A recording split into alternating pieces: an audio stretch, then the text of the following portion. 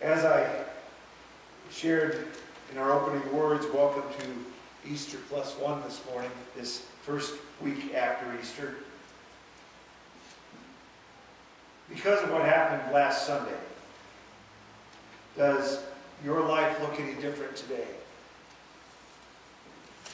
How did "He is risen" sound to you on Monday morning?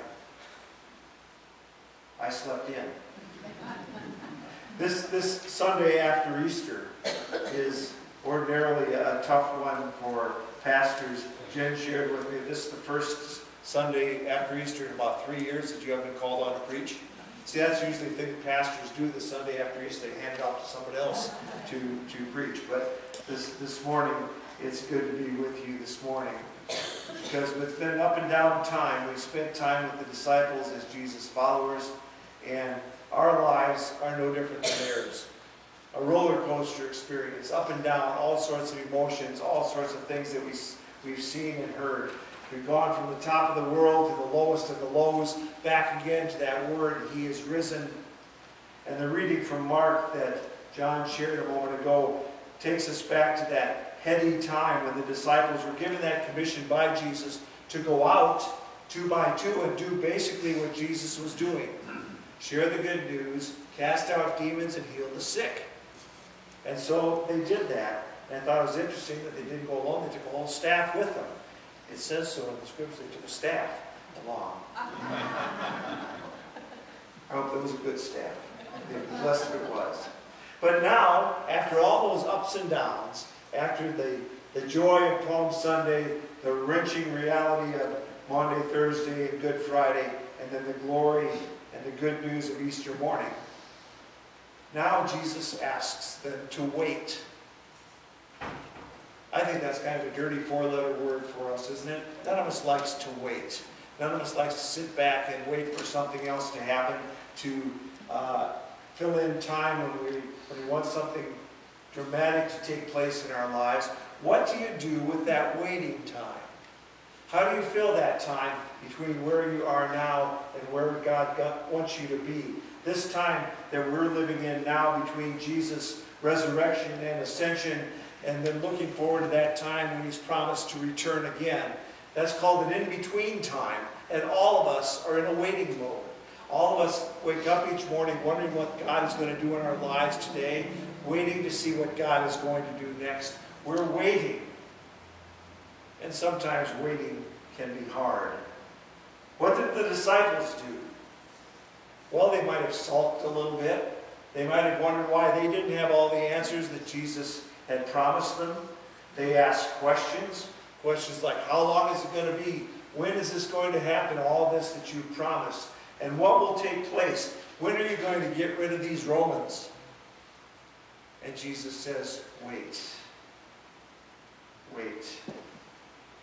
And we do all these things in our lives that try and figure out those answers too, don't we? We dig into scriptures. We try and put numbers and verses together. We try and construct a formula that will tell us a little bit more clearly when Jesus is going to return. And yet it comes back time and time again that the only person that knows that time and that place is God Himself. So God says, step back. Don't worry about that. That's my business. That's my business. And so Jesus told the disciples, Jesus tells us in these Sundays, in the in-between time, following Easter, before Jesus coming again, to wait. Wait until the time is right. Wait for God to give you the words to share. Wait for that promise. And that promise from Jesus Himself is that you will be my witnesses. He gave that promise to the disciples as their responsibility during the waiting time, to be witnesses, to live a life in such a way that others might see the risen Christ, might see them alive, see Him alive in their lives. And that's a promise to us too. Not just a prophecy, but a promise. God tells each one of us in this in-between time that we are also called to be witnesses, to bear witness to the resurrection of Jesus Christ, to bear witness to the power and love of God, to bear witness to what God is doing in our lives. So what are you going to say to that? All of us have a story to tell in these days after Easter. If we take the resurrection story seriously, it has changed our lives.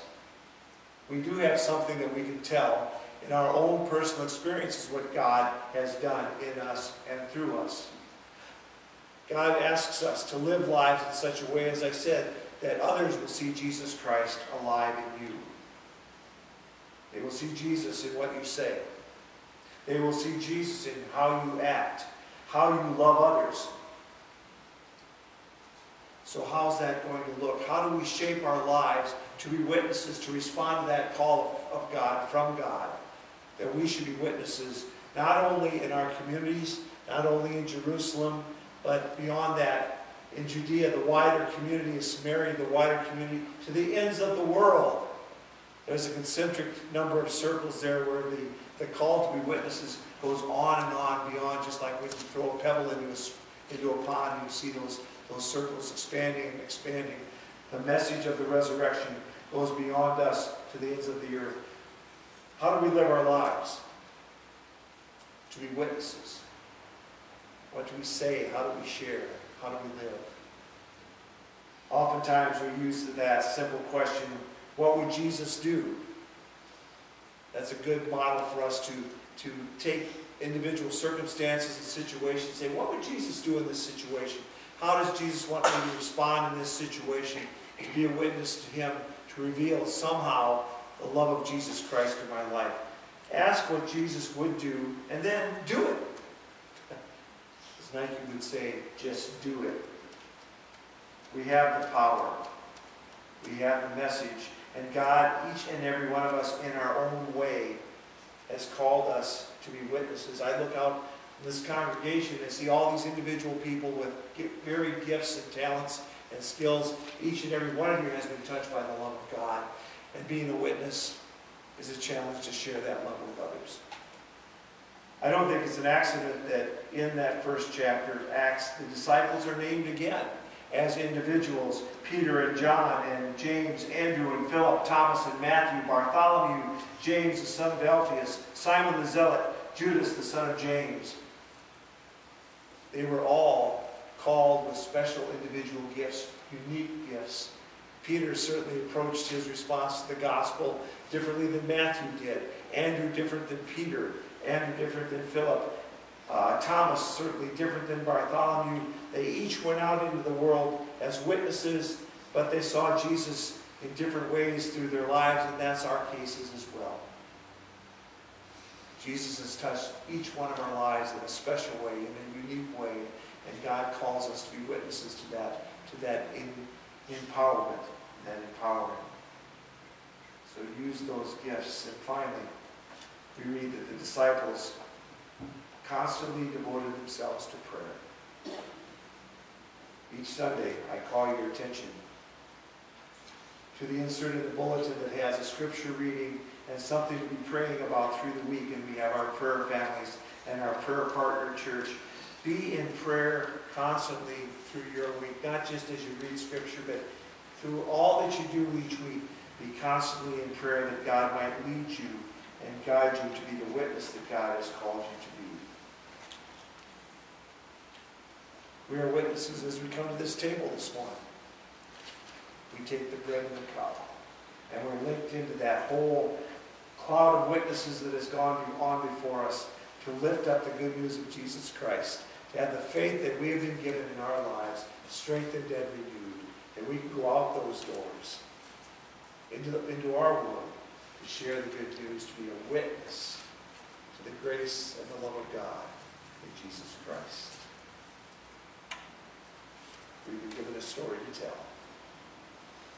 By the grace of God, may we tell it well. Amen. Would you join me in prayer? Loving God, place in our hearts words of love and compassion, words of hope. In a world that seems right now to be torn apart by dispute, disagreement, hatred, may we speak a word of love that begins to bring that back together begins a process of renewal and recreation of this world that you have given to us. May it begin with us as you live and witness and reach out to the world through us.